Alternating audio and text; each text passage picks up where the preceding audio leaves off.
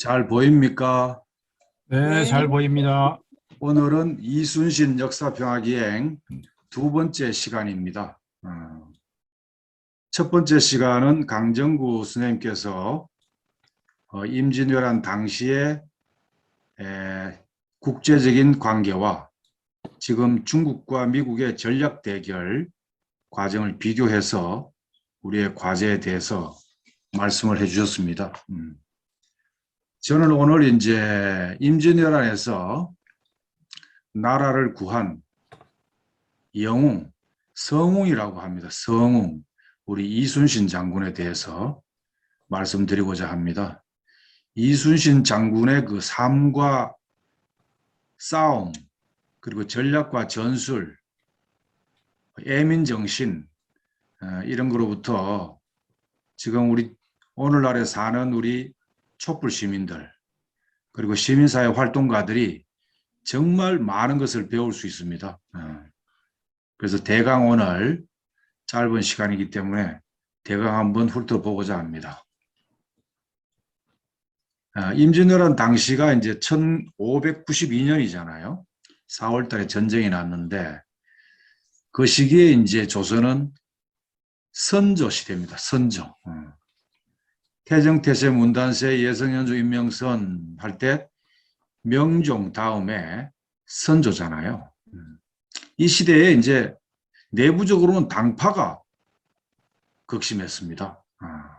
동인이 있고 서인이 있고, 동인은 또 이제 남인 북인으로 나눠지고, 서인은 뭐 또 소론, 노론으로 나눠지고, 북파는 또 이제 대북, 소북으로 나눠지고, 갈갈이 이렇게 사색 당파를 지어가지고 권력 다툼을 하고, 나라와 민중은 안중에도 없이 이렇게 싸웠습니다.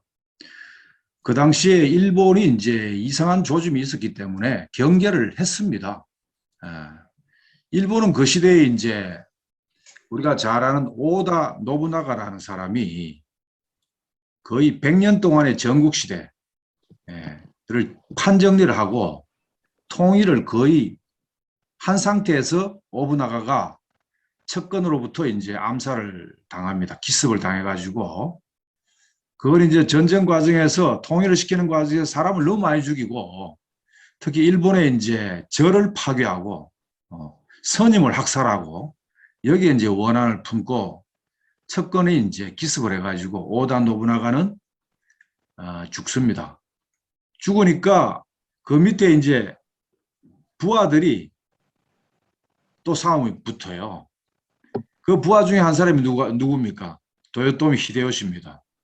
도요토미 히데요시가 이제 판정리를 하고 전국 시대를 종식하고 천하 통일을 합니다. 100년 동안 전쟁만 했기 때문에 칼싸움은 엄청 잘했습니다. 육군이 강했고요. 그리고 군인들이 많았고 병사가 아주 굉장히 많았죠.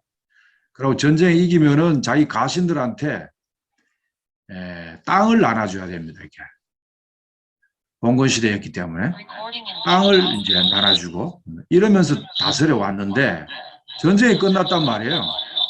정복 대상이 있으면은 그걸 무찔러서 땅을 뺏어가지고 나눠줄 텐데 다 통일이 됐어 이제.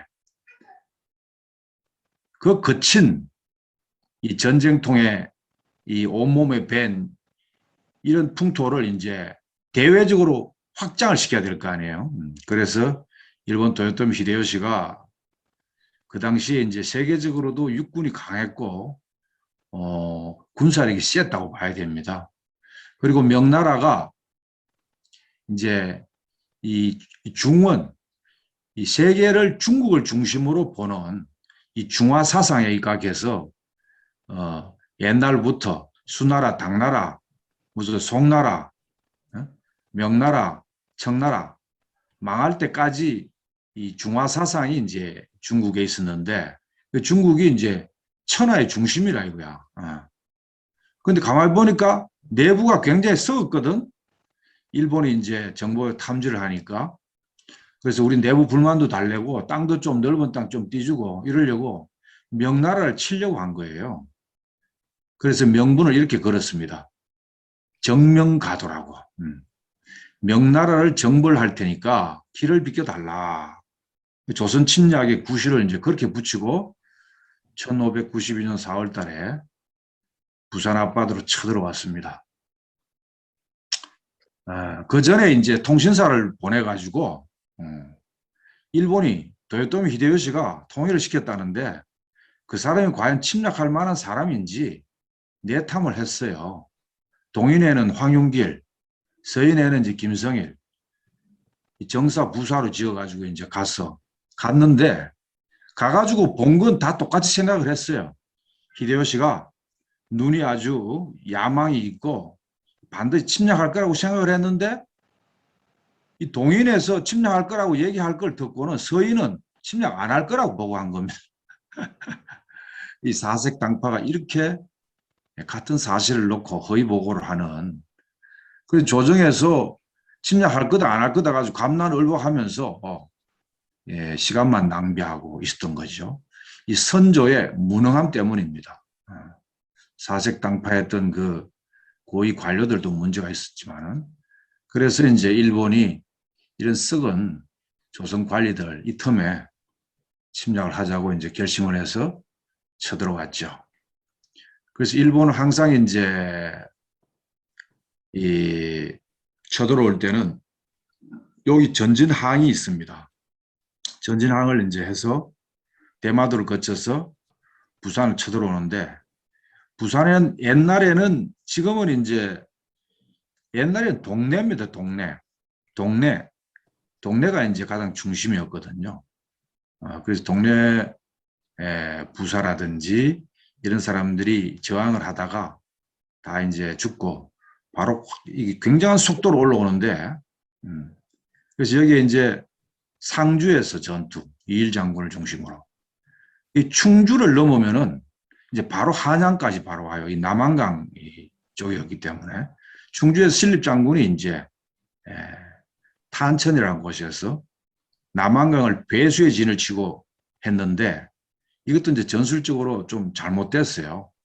여기 이제 상주에서 넘어가는데 조령이라고 아시죠? 왜 조령? 천혜의 요새입니다. 그 산은 함부로 못 넘는데, 그래서 일본이 조총부대가 이제 저기는 분명히 그 천혜의 요새이기 때문에 매복을 하고 있을 것이다. 그래서 일본 놈들이 좀 멈칫했단 말이야.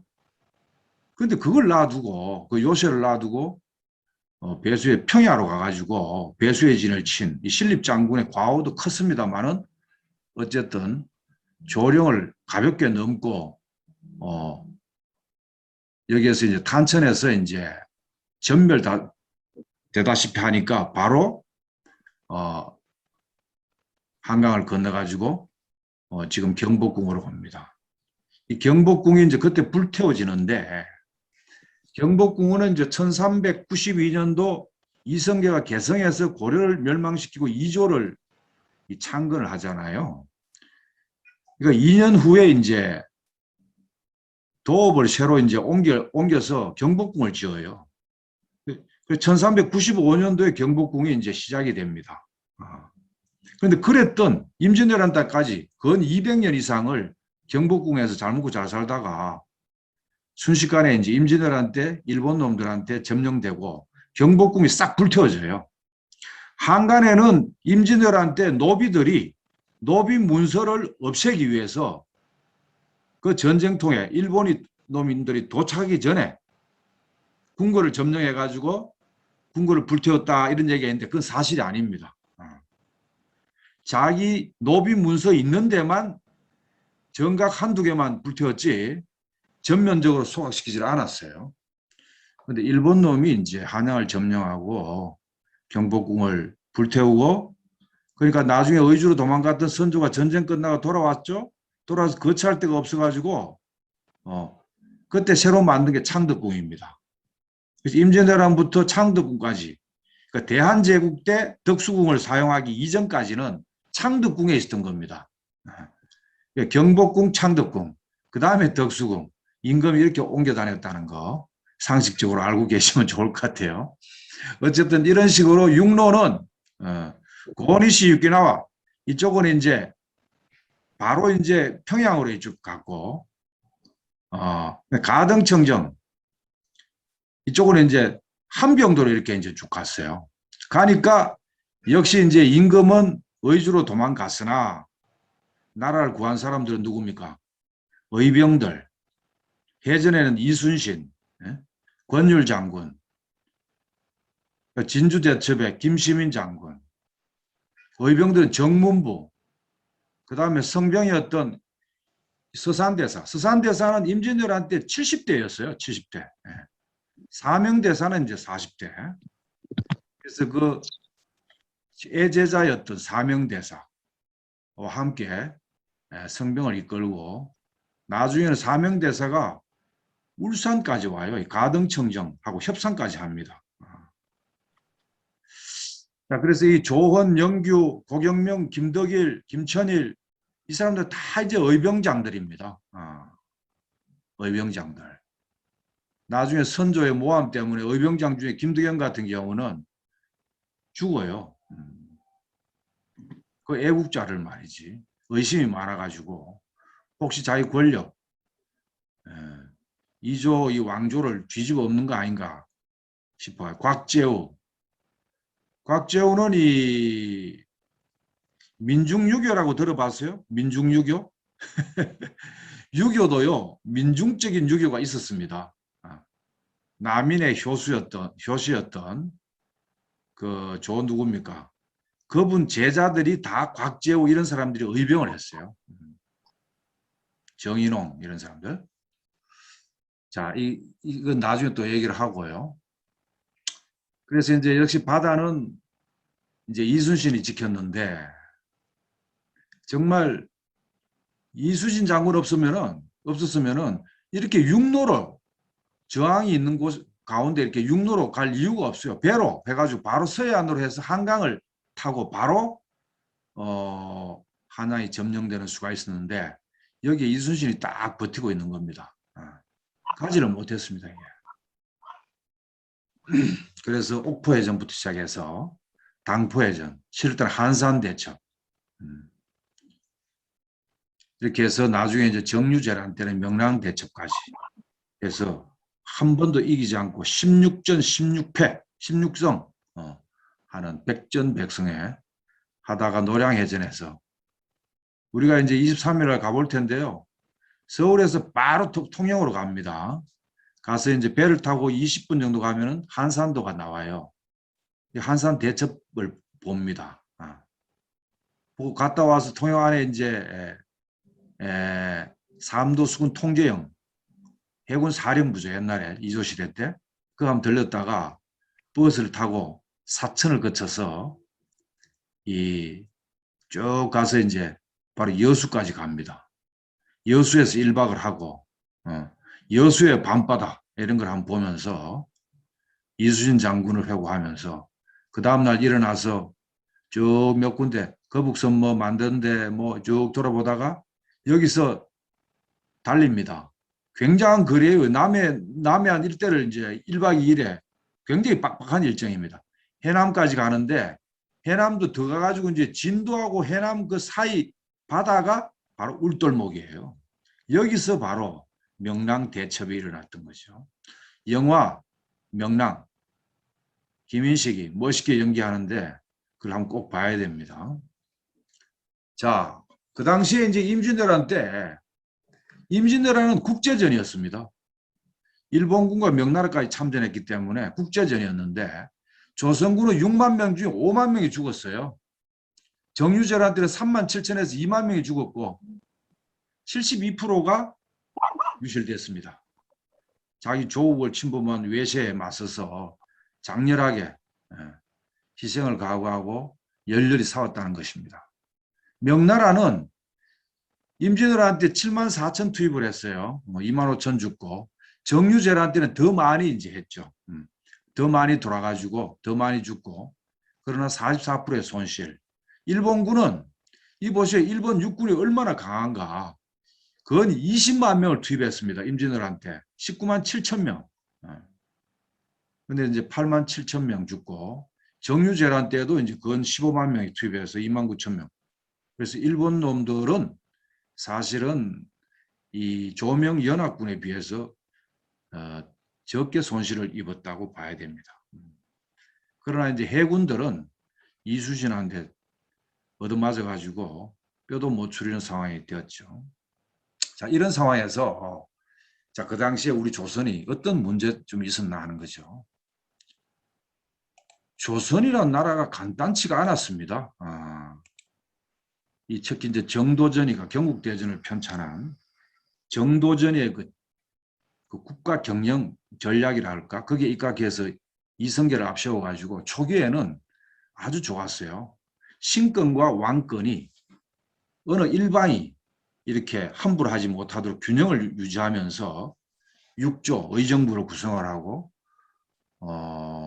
영의정, 좌우의정, 삼정 이렇게 이제 구축을 해서 아주 정치를 잘했습니다.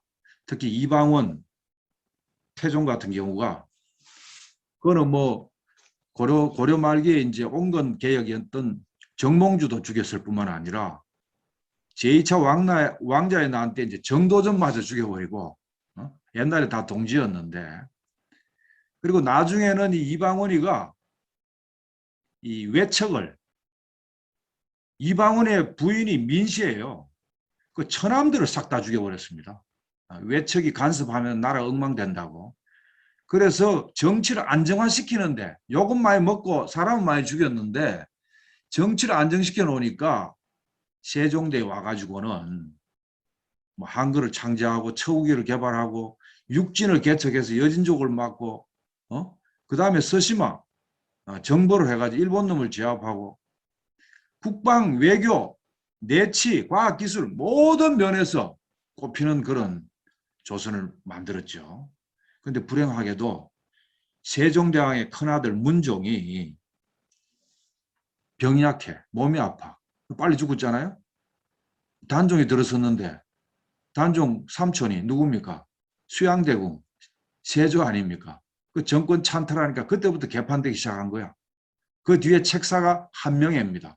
한명의 딸들이 4명이나 왕비를 만들었어요. 나중에 이제 부관 참시당합니다. 한명회가. 자, 어쨌든 이렇게 이제 선조쯤 되면은 나라가 굉장히 문제가 많아요. 그런데도 여전히 성리학, 이 문관 중심, 명분과 형식에 집착하고 유연한 사고를 못하고 국방을 소홀히 하고 율곡 이이가 일찍이 10만 양병설을 일찍이 주장했단 말이에요.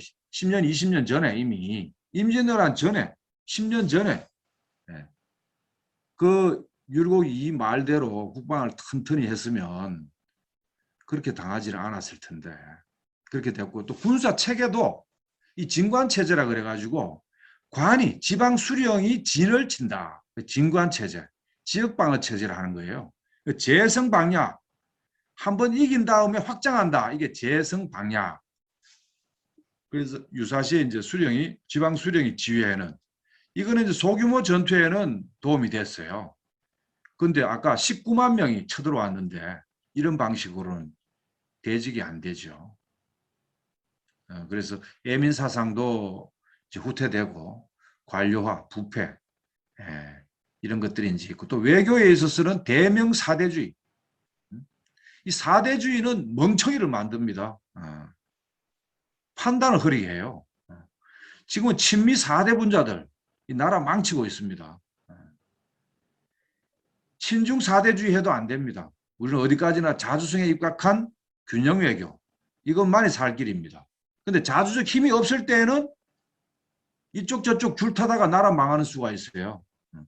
이게 바로 대한제국처럼 하다못해 고종이 덕수궁에 있다가 일본 위협하니까 아간파천이라고 아라사 러시아 공관에 가서 1년 동안 머물렀어요. 이렇게 국왕이 남의 나라 대사관 가서 숨어 있어도 되겠습니까?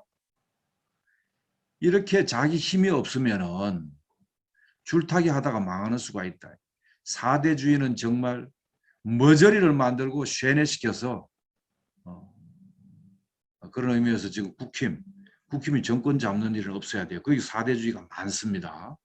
지금 민주당도 외세 눈치를 보는 거예요. 촛불 시민과 외세 사이에서 왔다 갔다 눈치 보다가 아무것도 되는 게 없고 집값만 올려놨습니다. 반성 많이 해야 됩니다. 그러나 국민의힘이 정권을 찬탈하는 일은 막아야 된다. 민주당이 잘못하는 한계는 그걸 땡길 수 있는 견인력이 있어야 되는데 견인력은 민주당 안에 있는 것이 아니라 민주당 바깥에 촛불 시민의 정책 힘, 노동자 민중에 담길 땐 힘에서 온다는 것입니다. 자, 그래서 이게 임진왜란의 교훈은 그때나 지금이나 그때는 일본하고 명나라가 충돌했지만은 지금 중국하고 미국하고 충돌하고 있어요. 이럴 때 스스로 주인답게 스스로 강해지지 않으면은 그걸 바탕으로 해서 균형 외교를 하지 않으면 외세가 침략한다는 것입니다. 언제까지 친미 4대주의를 해가지고 중국한테 보복당하고 말이죠. 바로 사드가 그렇습니다. 사드. 성주 사드 때문에 중국의 무역이 일본, 미국 합친 것보다 더 많은데 예? 그렇게 해서 되겠어요. 그래서 율곡 이이가 10만 양병설을 무시했고 선조의 대명 사대주의 일변도 도요토미 히데요시의 정명가도 이것이 어마어마한 재난을 가져왔습니다. 임진왜란과 정유재란. 그래서 지금 역대 이 정권의 이 친미 4대주의 이거 더 이상 이제는 중미 간의 균형이 되는 이 상황에서는 그건 바보짓이고 미친 짓입니다. 그래서 중미 간의 균형 외교해야 된다 하는 것이고요. 그래서 지금 이제 동북아의 이 세계적인 균형이 있을 때가 찬스입니다. 찬스. 이럴 때 우리가 자주적 힘만 크면은 평화도 실현할 수 있고 통일도 실현할 수가 있습니다. 한쪽이 힘이 압도적으로 미국 일극 패권일 때는 벗어나기 어려웠거든요. 그런데 중국이 추격을 했어. 이제 미국이 우리를 괴롭히면은 중국을 이용할 수 있기 때문에 미국도 우리를 함부로 못해요. 그래서 지금은 기로에 서 있다. 중요한 정세다. 하는 게 교훈이고요. 두 번째로는 나라보다 당파 또는 정파, 그 개인의 자리 욕심 이런 걸 나라와 민중의 이익보다 앞세우면은 외침을 막지 못하고 백성들을 괴롭힌다 하는 것입니다. 이건 망고의 진리입니다. 동인과 서인. 그러고 또 사옥도 일어났어요. 기축사옥인가? 정여립이라고. 정여립이가 누구냐 하면 지금 정동영 그 선조쯤 되는데 우리 동네 정씨입니다. 저도 동네 정씨인데 우리 일가입니다. 일가. 그 정여립이가 굉장히 그 똑똑한 사람이고 조정에 이제 높은 벼슬을 하다가 뭐 선조한테 좀 밉보인 게 있었는가 낙향을 해가지고 낙향을 해서 가만히 있으면 되는데 대동계라는 걸 만드는 거예요. 대동계를 만들어가지고 그 당시에 일본이 노략질을 하러 쳐들어오니까 전주 근처에 부안 이쪽 서해안 쪽으로 쳐들어오니까 광군이 지방 군대가 그걸 막지를 못하는 거예요. 높은 벼슬 한 사람이 지방 내려왔으니까 상의하러 갔어. 그 자네 걱정하지 마. 내 대동계 그 훈련시켜가지고 제압할게. 제압하고 이러니까 정여립이 인기가 엄청나게 높아진 겁니다.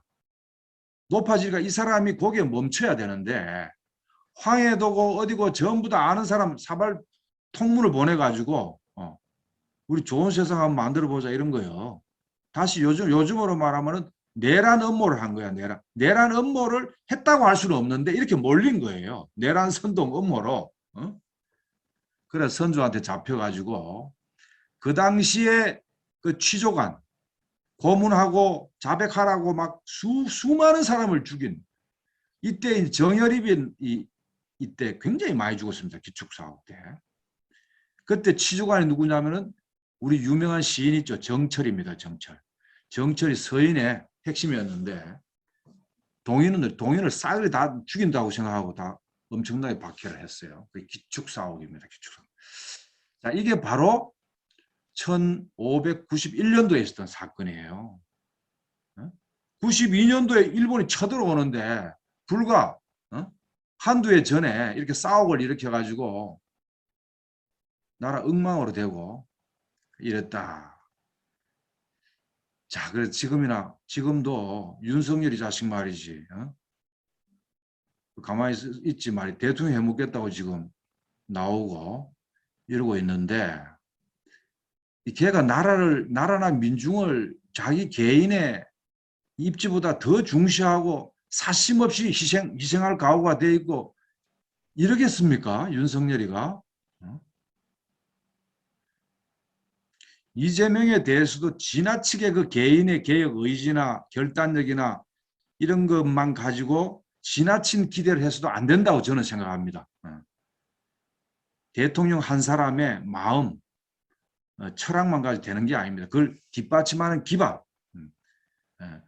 환경과 조건이 맞아져야 개혁과 통일로 나아갈 수가 있는데 지금 현재 민주당 가는 꼬라지 보니까 믿음직스럽지 못해요. 거기에다가 외세와 재벌이 철통같이 강제합니다. 이걸 뚫고 나가려면은 촛불 시민하고 손잡고 한번 혁명을 하겠다는 각오가 있어야 돼요. 그래야 개혁이 겨우 됩니다. 미국이 한번 흔들었는데도 그걸 돌파하겠다. 이런 정신을 가지지 않고서 한 걸음도 같이 전진하지 못한다는 것을 김대중, 노무현, 문재인 3대에 걸쳐서 완전히 증명이 됐습니다. 그런 점에서 민중의 단결된 힘이 중요하다 이렇게 생각하고 세 번째로 전쟁 나면 항상 지배 권력은 먼저 도망을 갑니다. 선조는 의주로 갔고 이승만은 한강 폭파하고 서울을 끝까지 사수하겠다. 국민 여러분 안심하십시오. 해놓고는 이미 대전 가 있어. 그런데 이순신은 어떻게 했습니까? 권율 장군은 행주에서 대첩을 했을 때 우리 행주 치마가 왜 생겼습니까? 그때 여성들이 치마에다가 돌을 담아 가지고 그 돌멩이 던져 가지고 일본 놈 무찌른 겁니다. 그래 가지고 행주 치마가 나온 거예요. 곽재우, 김치는 고경명, 의병 성병, 백성들과 함께 이렇게 이제 싸웠다. 지금이라고 다른가? 그렇지 않다. 아니 국회 아무리 의석 많이 줘도 박근혜 날릴 수 있었습니까? 못 날렸잖아. 촛불 항쟁 터져야만이 비로소 박근혜 날렸잖아요. 그걸 뭘 말해주나? 민의 힘을 말해주는 것입니다. 자, 그래서 임진왜란은 이 이순신 같은 경우는 이길 수 있는 싸움만 했어요. 이길 수 있는 싸움만. 인위적으로 유리한 조건을 만들어서 쫓겼습니다. 그러니까 백전백승이에요. 아무나 싸우는 데가 아닙니다. 아무 때 아무 곳에서나 싸우는 게 아니고 이순신 장군이 정하는 날 정하는 곳에서 싸우는 거예요. 그리고 무기도 이 하드웨어 측면에서도 수군은 강했습니다. 일본은 육군이 강했고 조선은 수군이 강했습니다. 거기다 이순신의 리더십, 전략과 전술 운용 이것이 결합되니까 해전에서는 이겼죠. 전쟁은 신화가 아니고 과학이다라는 말이 이제 있듯이 이때도 보세요. 이미 이 수군이 굉장했습니다. 삼도라는 게 경상도, 전라도, 충청도잖아요. 나중에 한산대첩 직후에 삼도 수군 통제사 이거 이제 만들어지는데 그 전에는 각 도별로 경상 우수사 자수사, 전라 우수사 자수사, 충청은 하나로 수사 이렇게 해서 삼도를 이제 만들었단 말이죠. 함선도 굉장했습니다. 세종 때 이미 829척, 성종 때 740척. 이런 이제 그리고 무기 체계도요 괜찮았습니다. 이게 이제 하늘천, 따지, 거물현, 누루황 이 총통입니다. 대포예요, 대포. 대포인데 네 가지가 있었어요. 천자 총통, 지자 총통, 현자 총통, 황자 총통입니다. 이게 제일 큰 거예요, 천지. 이거예요. 이게 제일, 요게 이제 요겁니다, 요거. 크지는 않지만 멀리 날아가는 거. 요 황자 총통입니다. 요 왕구는 뭐냐? 요는 곡선으로 날아가는 거. 고사포요, 고사포. 여기 이제 돌을 돌이나 이제 이런 거 큰 넣어가지고 펑 뛰어가지고 두드리는 겁니다. 신기전, 이 영화에도 나오죠. 화살을 일제히, 불화살이 일제히 날아가는 겁니다. 우리 민족은 활민족이에요. 활을 잘 쏩니다. 지금 올림픽에서도 활은 석권하잖아요. 자, 이렇게 무기도 괜찮았다.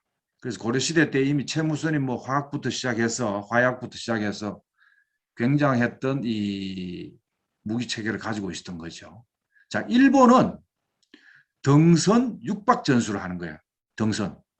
접전을 해서 함선이 이제 접전을 해서 타고 올라가서 칼싸움을 해서 하는 거예요. 이 노략질 할 때서는 이런 전술을 이제 폈는데 우리는 이제 이 판옥선을 일본 배보다 훨씬 높아 함부로 못 끼어 올라오게 판옥선을 만든 거예요. 새로운 해군 함선을 만든 겁니다. 판옥선 만들기 전에는 맹선 체계였습니다. 배 이름이 맹선이었어요. 맹선. 적었어요. 판옥선보다. 그리고 일본 배 재질은 삼나무로 만듭니다. 삼나무. 가볍고 깨져요. 쉽게. 근데 판옥선은 뭘로 만들까요? 무슨 나무로? 소나무로 만듭니다. 소나무로. 그래 충돌을 하면은 일본 배가 다 깨지는 거예요. 그런데 가볍죠. 빠르죠. 속도가. 회전도 빠르고 빨리 가서 접선을 해가지고 붙어가지고 타고 올라가가지고 칼싸움은 잘하니까 일본 놈들이 그렇게 했는데 그걸 극복하기 위해서 높은 판옥선을 만들고 부딪혀도 작살내는 거기에다가 나중에는 거북선까지 거기서 갑옷을 입혀가지고 하니까 해군에서는 일본 놈들이 당해낼 재간이 없었죠.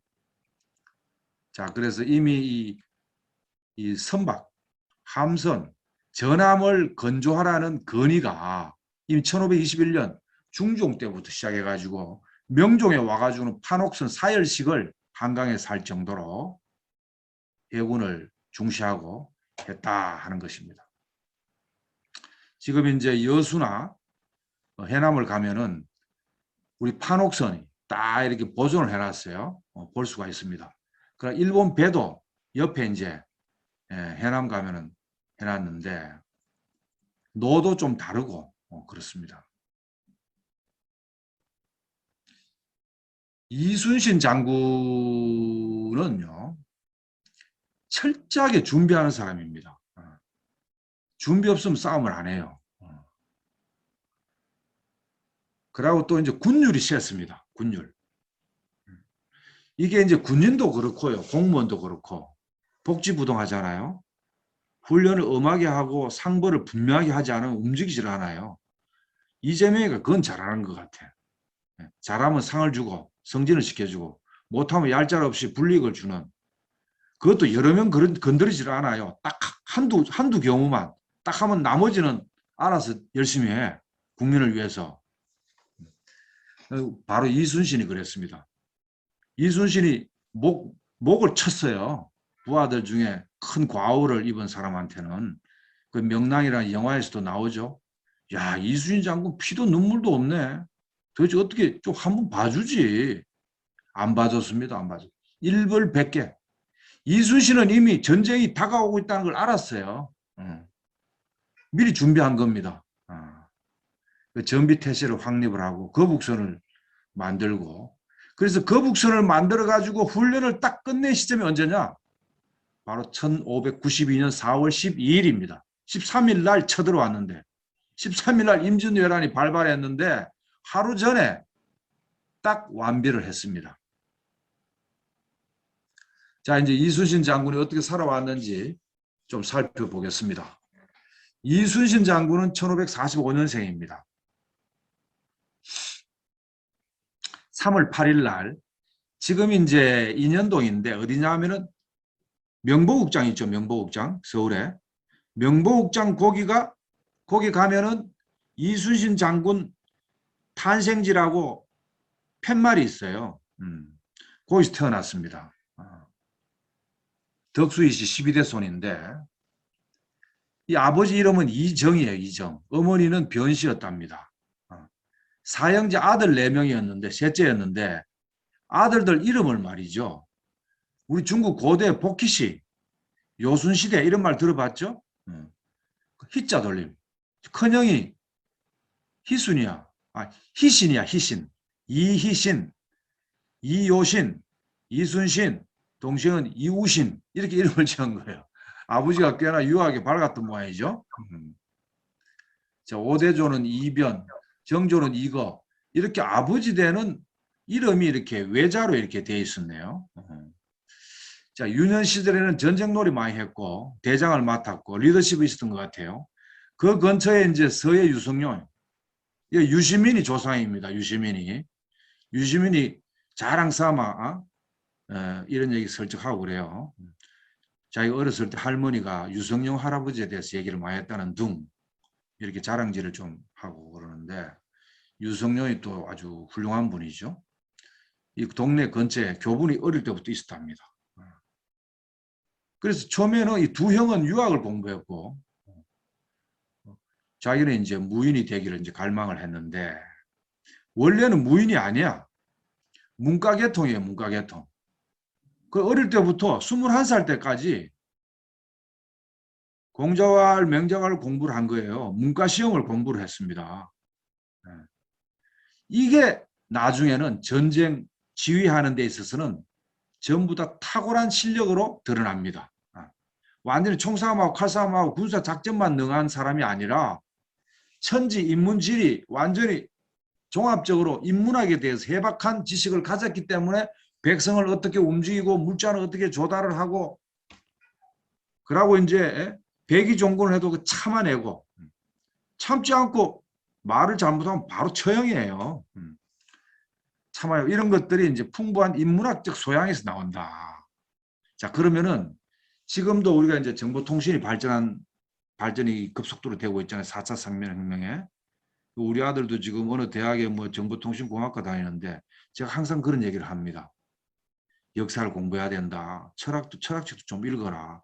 인문학을 모르고 맨날 그 프로그램이나 짠다고 그러면 그 좋은 프로그램이 나오질 않는다. 그러니까 인문학 하는 사람한테는 과학기술, 정보통신 좀 알아야 된다. 이제 지금은 인문학과 이 과학기술 이것이 융합이 되는 거예요. 융합. 종합학문입니다. 이제. 이 종합학문을 익히지 않으면 그 사람이 뭘 하든 창의적인 사고가 안 나와. 21세기 이 정보화 시대, 이 지식 기반 사회에서 두각을 나타내기가 쉽지가 않아요. 그래서 우리 여기 여성분들, 자제분들, 손자, 아들, 딸들한테 꼭 인문학과 이 기술과학을 결합한 그런 걸 잘 하도록 권유해 주시면 좋을 것 같아요. 자, 그런데 좀 지루합니까? 자, 그런데 21살 때 이제 방 씨하고 결혼을 했어요. 이 어떤 방 씨냐면은 보성 군수 출신의 아산의 유지아 방진이라는 어른이 계셨어요. 그 이제 무남 동료 딸 하나뿐이요. 그 결혼을 했는데 결혼하니까 아무래도 장인 어른의 권유도 있었고 영향력도 있었던 것 같아요. 22살 때부터 이제 무과를 향해서 연습을 시작합니다. 활도 쏘고 총싸움도 하고 그로부터 10년 만에 이것도 간단치가 않아요. 인문학도 어릴 때부터 한 10년 하지 않았겠어요? 21살 때까지 10살부터 했다면은 자 문과 10년, 무과 연습 10년 해가지고요. 이 또 공부도 잘하는 것도 아니에요. 무과. 그래서 뭐 이순신은 뭐 성웅 이순신이라 그러니까 뭐 요즘으로 말하면 서울대 수지 아니냐 이런 식으로 생각하는데 전혀 그렇지 않았습니다. 그래서 애들 뭐 과외 공부 시켜가지고 뭐를 좋은 대학 보내겠다 그러지 마세요. 그러면은 그 애들의 종합적인 능력을 키우지를 못합니다. 그래서 또 낙방을 했잖아요. 재수를 했단 말이에요. 재수까지 해가지고 또 1등으로 합격한 게 아니에요. 그 당시 자 1576년도 32세에 와가지고 그것도 병과에 4등으로 합격했습니다. 전체 29명 중에 12등밖에 안 했어. 좋은 성적도 아닙니다. 자 그런데 그러면 32살에 겨우 무과 이제 겹제했네. 늦었네. 늦지도 않았습니다. 그 당시에 평균 나이가 얼마, 이 평균 나이가 34살. 나이 먹어서 급제한 사람이 많았답니다. 32세가 17명이나 됐다는 거죠. 자, 그래서 인문학을 거쳐서 무과도 10년 동안 수련을 해서 몇 번 낙방하고 떨어져가 다리 부러졌다 그러는데 이게 나중에 이 수준이 훌륭했기 때문이지 이 당시에는 형편없던 시험 뭐라 그러나 입시생이었죠. 절마 뭐 제대로 못하면 다리나 부러뜨리고 말이야. 이렇게 보지 않았겠어요? 근데 바로 그 사람이 나라를 구한 사람이었다. 자, 그래서 10년 투자하면은 못할 것이 없다. 한번 낙방하고 떨어져도 격려해 주세요, 애들.